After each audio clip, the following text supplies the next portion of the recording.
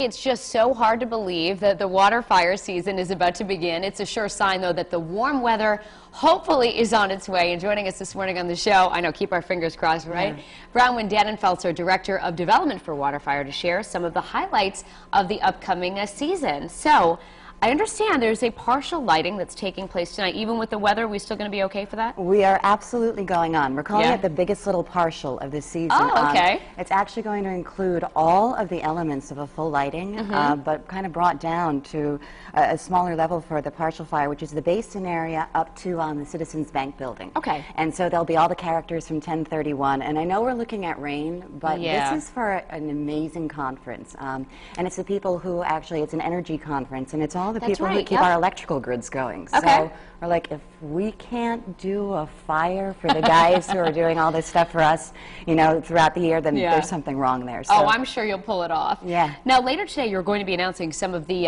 events that are coming up this summer. Can you give us a hint about any of them yet? Well, I can, at 1 o'clock we're going to release all the dates. But we've got a lot of different things happening this season, which are really exciting. We've got some new sponsors coming on. Great. We're going to be doing scavenger hunts at WaterFire on people's smartphones, and that's going to be by AT&T. So that's a big, great time. Cox Communications is coming back as a big sponsor, and of course, one of the highlights is the TD Bank Ballroom. So I love that 4 event. nights we'll have people jazzing it up and dancing in the middle of downtown. But we've got a really good lineup, and we really want to we'd like to add some more fires to the schedule, but that's all going to depend on our sponsors. Yeah, let's talk a little bit about, we know from living in Rhode Island, but not everyone is probably aware that, WaterFire is a free event, but you really, really need the public donations and the help to keep this event going. We really do.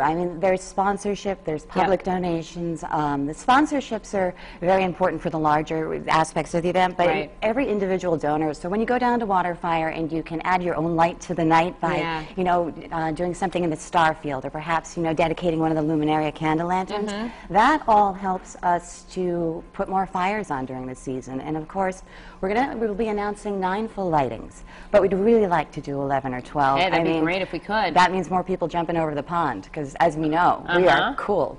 We are cool. I know, we just talked about that on the show yesterday, that WaterFire truly is such a big draw. Yeah. One of the reasons we are such a cool city, that Providence, huh? Well, we draw a lot of people in, we create a lot of economic activity for our local businesses, but more than that, even for people in Rhode Island with this tough economy, how cool is it that there's a place that if you don't have any money, you can go down and you can just be and enjoy, and there's no difference of have and have not. It's just a very universal event. It is. It's great. Well, we thank you so much, and we can't wait to hear about the whole lineup later today. We all look forward to another great season. And for more information on WaterFire, all you have to do is head to foxprovidence.com.